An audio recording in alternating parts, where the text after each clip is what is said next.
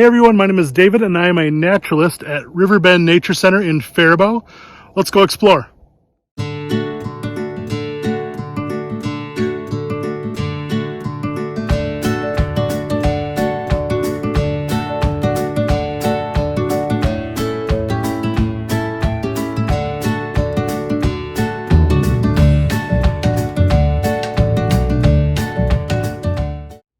So you might ask, what is a naturalist? I'll give you a little hint.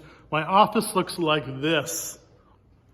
And so by definition, a naturalist is someone who studies the natural world. So here at Riverbend, we have a mission to educate others on the natural world.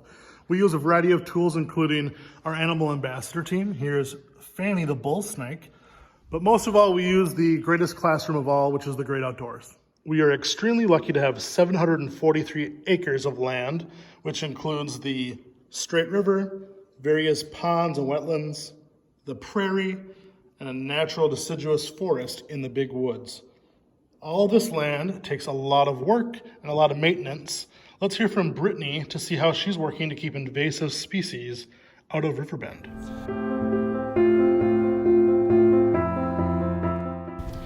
Lately, my main focus has been invasive species. Springtime is the time when our invasive species such as garlic mustard and Dame's rocket start blooming, and it's easier to pick and find before all of the native stuff starts to bloom in the forests.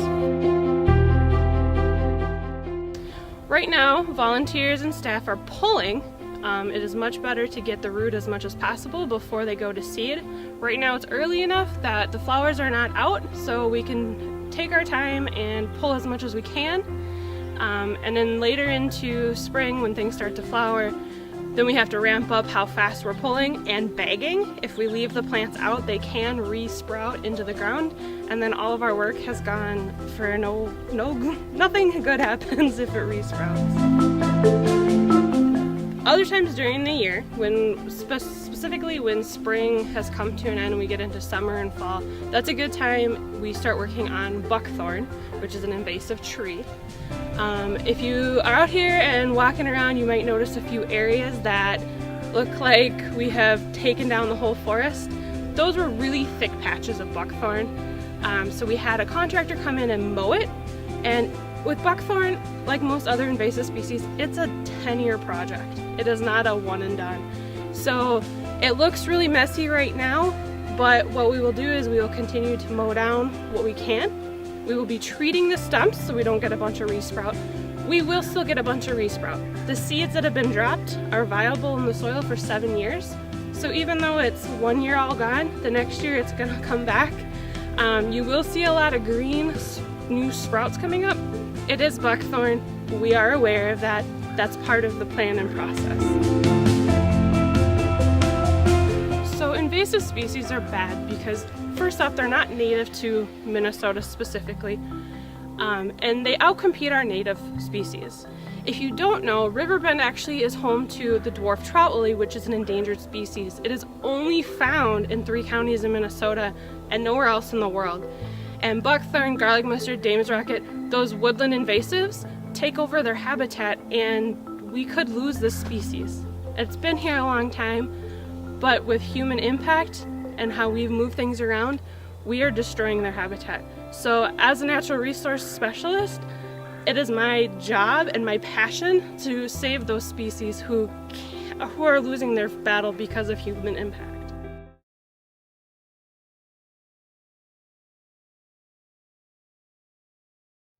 When the naturalist team is not working with the natural world, we're oftentimes working with people. So here you'll see our totes full of curriculum and activities for our school field trips and our summer camps and our projects that we do throughout the year. Some of our favorites include the family float, where we go kayaking and canoeing, our school field trips, and also maple surfing. So let's turn it over to naturalist Molly and see how maple surfing works here at Riverbend. Hi everyone, this is Molly here at Riverbend Nature Center, and we're going to tap some maple trees today. So first thing we do is we make sure the tree is big enough. So that's about dinner plate size at 4 feet off the ground. So this tree is very large, and we can put 2 taps in this tree here. So we'll tap at about 4 feet off the ground and at a 45-degree angle upwards, because then the sap can flow out of the spile downwards. We're using a brace and bit today to drill into our tree, and we really only need to drill a couple inches into our maple tree.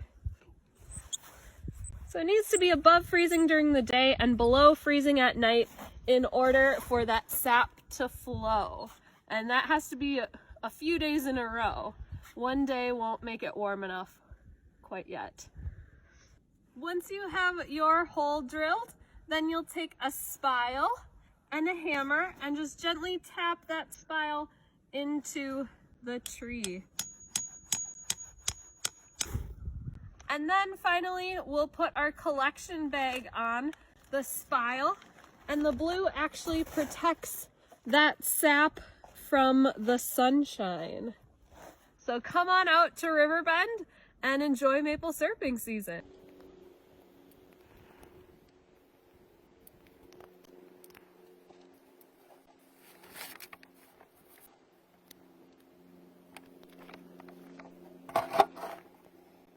So the Naturalist team currently consists of 4 full-time employees.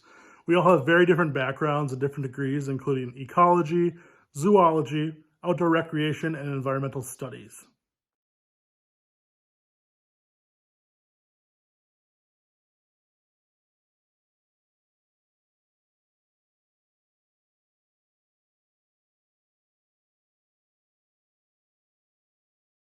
While our degrees are all different, we all share one common thing, and that is the love for the outdoors and teaching others about the environment. One of the very best things you can do to prepare for a career as a naturalist is to get involved with your local nature centers or your city parks and your state parks.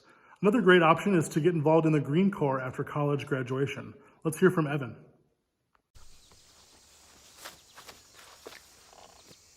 Hello everyone, Evan Pack, former Minnesota Green Corps member here. For those of you unfamiliar with the Minnesota Green Corps, it's an AmeriCorps program administered by the Minnesota Pollution Control Agency. 42 members, just like myself, were placed at a variety of host sites across the state. While our work plans differed pretty significantly, we all worked towards a common goal of improving Minnesota's environment and outdoor spaces. My 11-month term here at Riverbend carried a whole lot of variety. In the fall and into the spring, I taught well over 1,000 students about the importance of recycling, reducing waste, and helping to protect our clean water. Aside from those programs, I also took part in a very significant amount of natural resource work here at Riverbend. You may have noticed some of the differences with buckthorn and other invasive species. A lot of that work were projects that I was involved in. I've also done a lot of other smaller projects around the Nature Center, and I've really gotten to love the place. It's incredible to work somewhere like this, surrounded by people who care just as much about the environment and the land as I do. I'm really going to miss my time here at Riverbend, but that doesn't mean that I'm not coming back. This is just too special of a place to not return to. Thank you.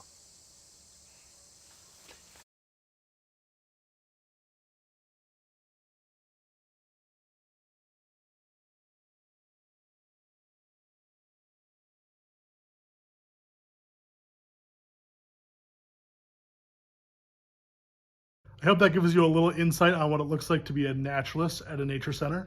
But there's also a lot of behind the scenes work that we don't often publish to the world, including rentals and maintenance on all of our equipment, or even the small things like organizing our luminaries for our snowshoe walk. If you ask anyone on this team, they would probably tell you they would prefer to be outside. But with any organization, there is definitely time spent behind a desk. Since Riverbend is a non-profit nature center, much of our time spent behind the desk is used for budget and financials, marketing and promotion for our programs, and also trying to communicate the value of a membership that helps keep our nature center running. So while having a degree in environmental science or ecology is helpful, having a degree in accounting or marketing is equally as helpful to help a nature center thrive and keep in business. Well, I'm off to go take a hike in the prairie, but I hope this sparked an interest in becoming a naturalist. If you have any questions, feel free to give us a call or email us or stop by the Nature Center sometime to say hello. Thanks again. See ya.